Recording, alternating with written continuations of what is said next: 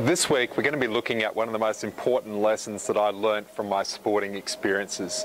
I vividly recall before the 2004 Olympics, I'd been selected in the men's 8 for Australia, and throughout that whole selection process I'd managed to perform at the best that I'd ever performed, which meant that I'd won a lot of the races, and even when we were training I felt like I was in absolute peak physical condition, and I was succeeding in all of the little trials that we had throughout our training, and for a lot of it was ranked the #1 athlete in the country.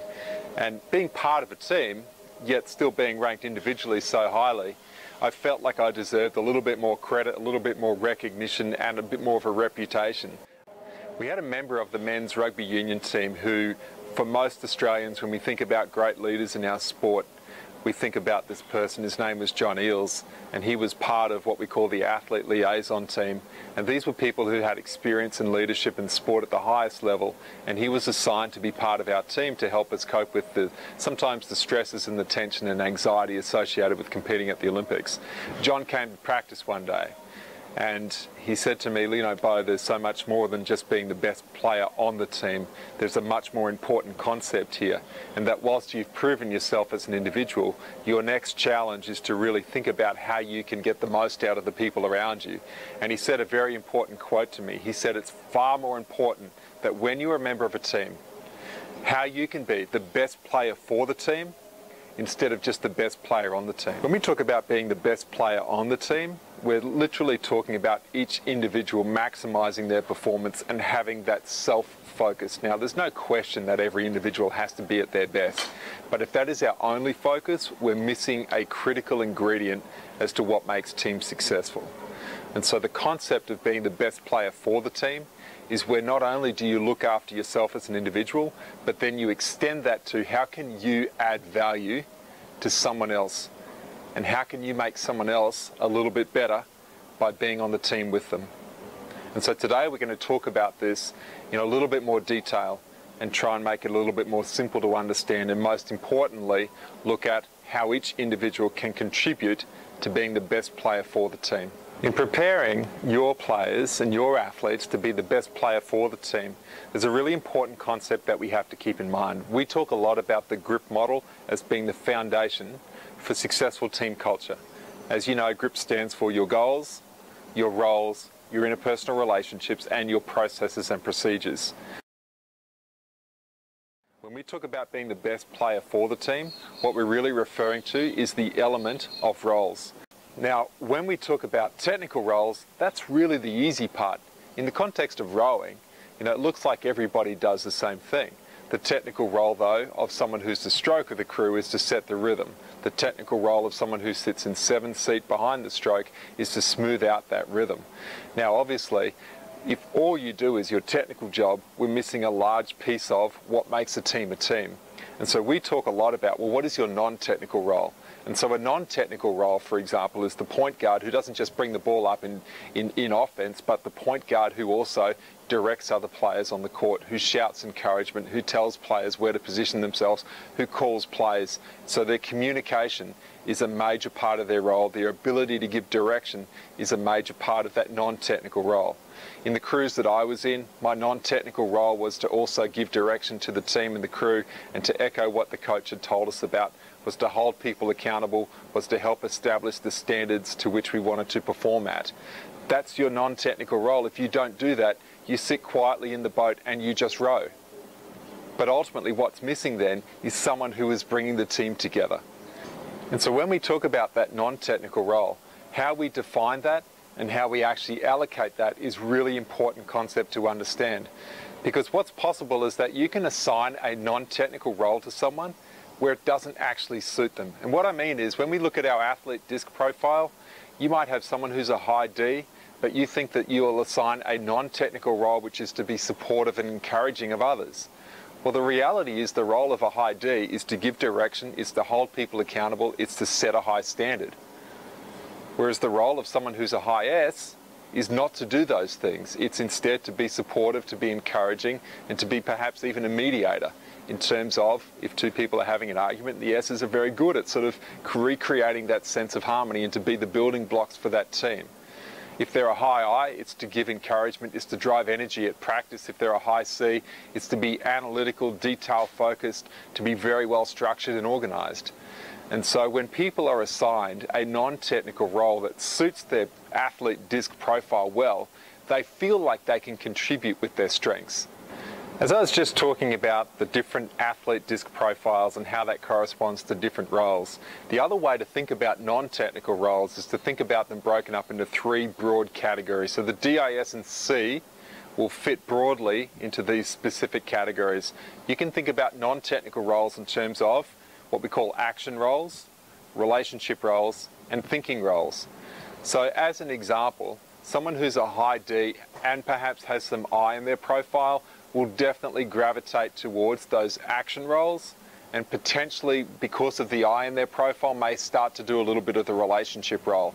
Someone who has S and C in their profile will be a combination of relationship and also thinking. So what does it mean when we talk about action roles? Action roles are those roles which are specifically associated with completing the task more effectively. It's telling people what to do, it's giving direction, it's being authoritative, it's setting a challenge, it's setting a pace. What that looks like at practice is someone who turns up at practice and when the rest of the team is standing around having a chat and socialising, they say, hey, let's get started. That's an action role. By the same token, it's someone who gives feedback to say, hey, we need to do this better, we need to sprint harder to the line, we need to go through the line. A relationship role is someone who may mediate between two people who are having a conflict. It's someone who checks in and asks how someone else is. It's someone who gives that encouragement. It's someone who gives that positive praise and feedback. That's why we associate relationship roles with the I's and S of the profile, because in DISC, those profiles are more relationship focused. Finally, the thinking role. A thinking role is someone who's good at analysis, facts, detail, looking at data, making sense of a game plan. A great thinking role in the context of a sport like soccer or football, basketball, is one of those players that has a great understanding of the details of the strategy, the tactics and the game plan, and they're actually good at articulating that to fellow team members. That's a really important role. When you as a coach have explained what the game plan is, or you've explained a drill, I guarantee you'll always have those players that turn to another player and say, hey, can you just explain that to me again? They're the thinking ones. And so we need a combination of all of these three. And once again, we'll find how our D, I, S and C, they don't perfectly, 4 doesn't fit into 3, so you get a blend where certain players will play a blend of the action or thinking, the action or relationship, the relationship or the thinking. It's a blend of those 3 specific roles. The next stage, once we've clearly articulated our roles, is to also think about this concept in terms of when we're a team and we're all trying to work together effectively. Some teams get to the point where they can perhaps tolerate their team members. And if you just tolerate your team members, it really does mean that you're just putting up with them. And if you're just putting up with the people on your team, the likelihood of you achieving any high level of success because you've got great team chemistry is almost zero. You can go past that point of just tolerating to the point where you can respect people. You can respect the fact that you're different. You can respect the fact that you're all bringing something different to the team. The level of performance tends to increase when you get to that level of respect, but we're talking about going far beyond that. Through our experience, once a team gets to the stage of truly understanding their fellow team members and understanding their uniqueness and understanding how everybody makes a different contribution, that's when you start to get a higher level of performance. But beyond that, we're getting to the stage where we truly value difference. Now, what that means is that if I recognize that I'm on the team with someone who's a high I, whilst there might be aspects of someone's profile that do frustrate me, the reality is that if I try to value that person and I understand the true value that a high I can bring to the team, or an S or a C or a D, whatever the case might be, if I value that, that is, if I can see how their strengths are utilised effectively by the team, it makes me genuinely appreciate the fact that they're on the team with me. And I can see how their strengths make up for my limitations. And so when we value someone, it means that you recognise their contribution and you can see how that contribution, be it different to your own contribution, absolutely helps the team be better.